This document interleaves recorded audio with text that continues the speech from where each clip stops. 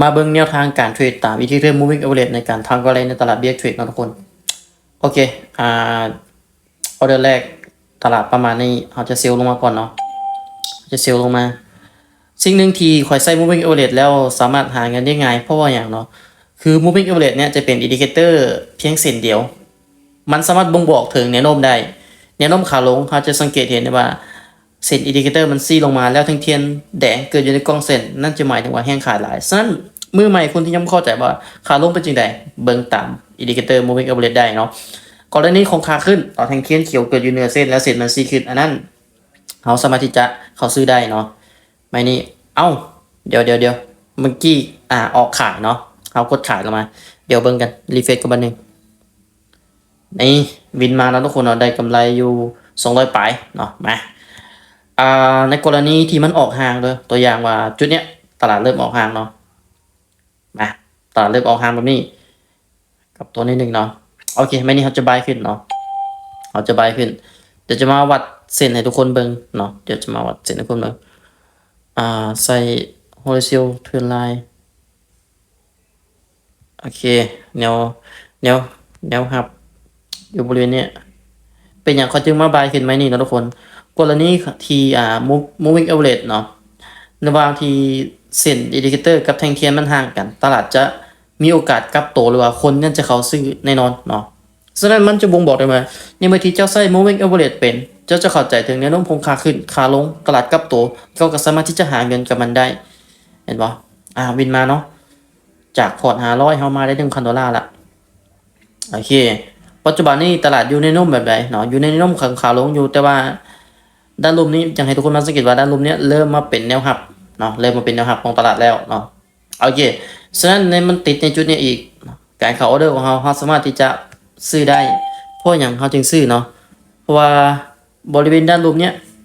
คือแนวหักฉะนั้นในเมื่อที่ราคามันลงมาติดเนาะทุกคนเนาะราคามันลงมาติดแนวหักจะหมายถึงจุดที่คนต้องการซื้อในวันที่ราคามันลงมาต่ำแหงคนเนี้ยจะเริ่มเข้าซื้อในราคานั้นจึงเห็นให้ตลาดมีโอกาสกลับตัวว่าแหงซื้อเข้ามาในราคาด้านลมนี่เนาะเดี๋ยวเบิ่งกัน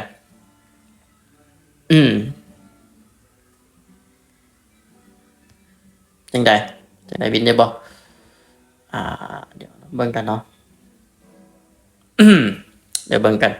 สวยทุกคนสวยโอเคเดี๋ยวลบอันนี้ทิมก่อนเนาะเอา moving average หายวิธีการใช้งานสำหรับผู้ใดยังบ่ฮู้เนาะเข้ามา F indicator นี่ปุ๊บแล้วพิมพ์คำว่า moving เนาะ M O V I N G ซ้ำนี่พอเนาะแล้วมันจะขึ้นมาให้เรามาเลือกเอาตัวเนี้ย moving average ตัวนี้เนาะตัวนี้โอเคเดี๋ยวมาเบิ่งกันเข้าเดือนถัดไปเนาะ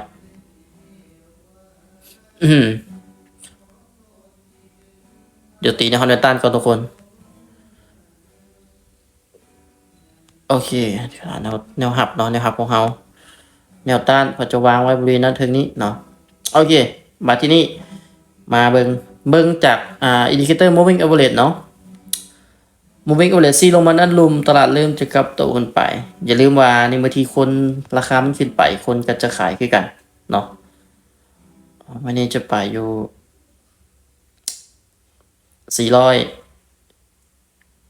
494โอเค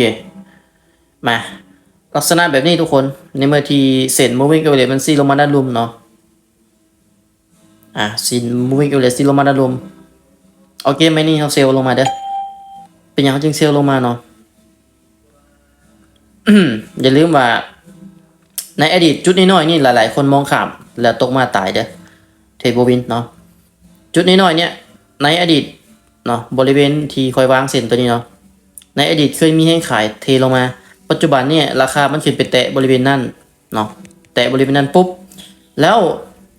บ่สามารถผ่านไปได้เห็นบ่แท่งเทียนปิดประมาณเส้นฉะนั้นแห้งขายอยู่ในส่วนนี้จะลงมาขอย้ำเสมอว่าแท่งเทียนจะบ่ในเมื่อที่มันกลับตัวขึ้นมันจะบ่เป็นเขียวขึ้นไป10เซาแท่งคือที่เจ้าคิดมันต้องมีจุดพักตัวแล้วตลาดจึงจะไปต่อได้เขาต้องเข้าใจแบบนั้นก่อนบ่แม่นว่าโอเคเขียวตามเขียวแดงตามแดงบ่ได้เนาะ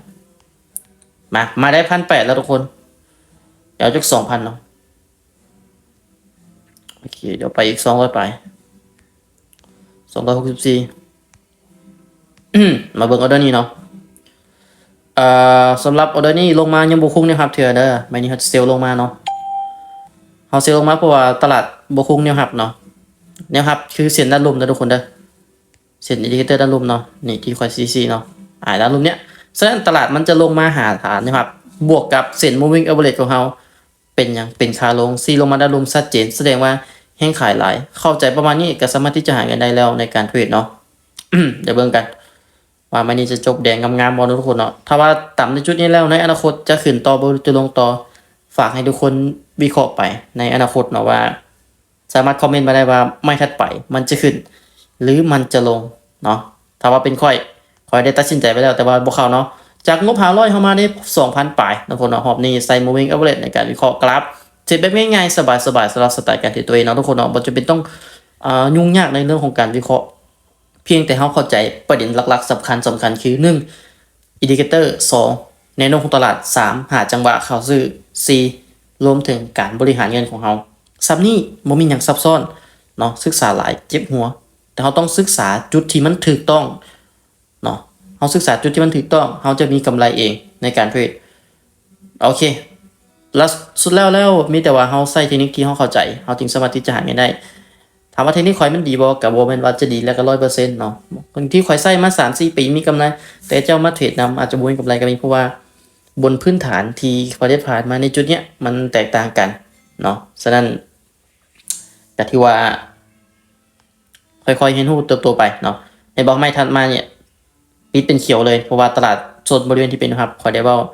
ในอดีตแล้วว่าบริเวณด้านลมคือแนวรับเนาะโอเคประมาณนี้สำหรับมื้อนี้สำหรับการลงทุนแล้วมีความเสี่ยงผู้ใดอยากจะศึกษาเรื่องของการเทรดกดติดตามไว้หรือว่าคอมเมนต์ได้เนาะทุกคนเนาะเขามาแลกเปลี่ยนความรู้กับตัวเองได้ใน Army Trade Academy Team เนาะหรือว่าเขามาเบิ่งในห้องเทรดห้องสอนได้ปกติเนาะทุกคนเนาะโอเคสำหรับวันนี้ประมาณนี้เด้อทุกคนเด้อฝากทุกคนติดตามไว้การเทรดเป็น option ประมาณนี้เข้าใจง่ายๆสำหรับการใช้งานของตัวเองที่ได้สอนให้กับทุกๆคนที่ได้ติดตามเนาะ